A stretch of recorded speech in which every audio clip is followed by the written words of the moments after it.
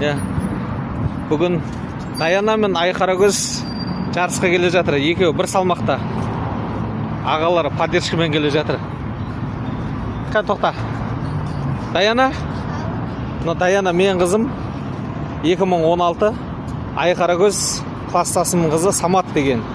Леспек Айқарагөз. Ситқазы Даяна. Екеуі бір салмақта. Менің қызым 2016. Класстасым қызы 2015. Екеуі 30 килограмм салмақта. Алла бұйыртса енді екеуі. Өткенде анандай жағдай болып қалған. Менің қызым бірінші айналымда бір қызды жеңіп, екінші айналымда осы Айқарагөзбен түсіп қалған. Сөйтіп жаңа класстасы екеуміз ештеме айта алмай.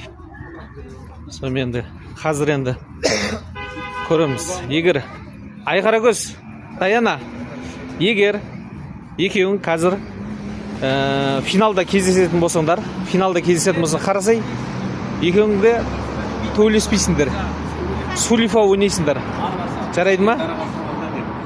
Класстасым Самат деген соның қызы. Маған қызын қосып жіберді, екеуі көрші. Бір салмақта төйлесетін болған екен көрші. Енді қалай болатын қазір көреміз. Бірақ оға дейін көрші, бірінші бой, екінші бойларда басқа қызды неғындар қыратын болыңдар, жарай ма? Айқарагөз, екеуің общем финалға дейін жететін болсыңдар. Сөйтіп финалда қызық болады. Сулифа ойнаймыз. Жарайды ма? В общем, короче, осы достық спорт кешеніне келдік. Негізі менің қызым 2016-2017-лермен шығу керек еді. 2014-2015-лермен қосып қойыпты. Айқарагөз, в общем, түсіндір ғой, я? Даяна, я? Болды.